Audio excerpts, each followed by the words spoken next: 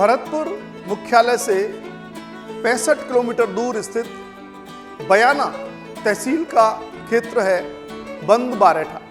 बंद बारेठा क्षेत्रफल लगभग 200 किलोमीटर का क्षेत्रफल है। इतनी बड़ी विशाल जलराशि को कुकुंद नदी को बांधना, आम लोगों तक उसको सिंचाई के लिए उपयोग करना, भरतपुर तक 65 किलोमीटर दूर पानी लेके आना, यह निश्चय ही किसी चमत्कार से कम नहीं था। 1866 में जब महाराजा जसवंत सिंह ने ब्रिटिश इंजीनियर A.O. ह्यूम के साथ परिकल्पना की, तो सोचिए कि कितनी दूरदर्शी सोच रही होगी।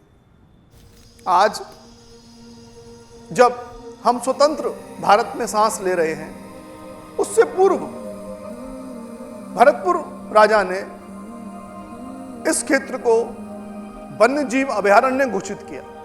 वर्तमान में उस वन्य जीव अभयारण्य को वन विभाग के सुपुर्द किया हुआ है और वन विभाग इसको पूर्ण रूप से देखरेख कर रहा है।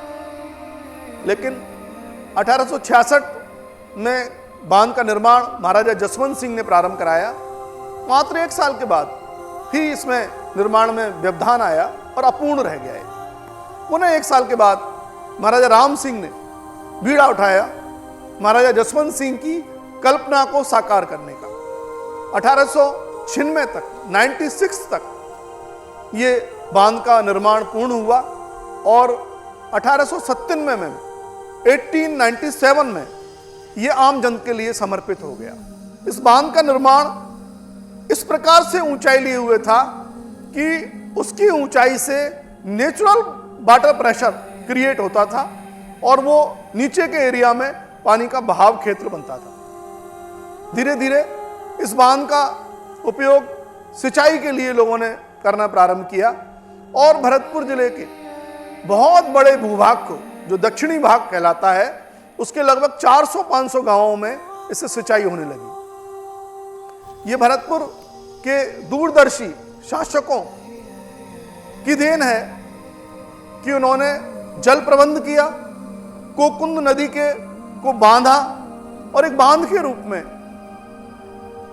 इस नदी का आज हमको वर्तमान स्वरूप बंद बारेठा के रूप में नजर आता है। धीरे धीरे मत्स्य आखेट और यहाँ पे बने हुए टापू नुमा उन गांवों में महाराजा किशन सिंह के द्वारा एक शिकारगाह का रूप में ये कन्वर्ट हो गई, परिवर्तित हो गई। मित्रों, ये जो आप विहंगम दृश्य और इतनी बड़ी पानी की एक जगह पे आवक देख रहे हैं, पानी के चारों तरफ पहाड़, प्राकृतिक छटा के जो दर्शन हमें हो रहे हैं, ये निश्चित रूप से भरतपुर के सुदूर सोच के शासकों और राजाओं की एक दूरदर्शी सोच का परिणाम है। सैकड़ों साल के बाद भी आज इस संरक्षित वन क्षेत्र में हजारों पर्यटक यहाँ आते हैं।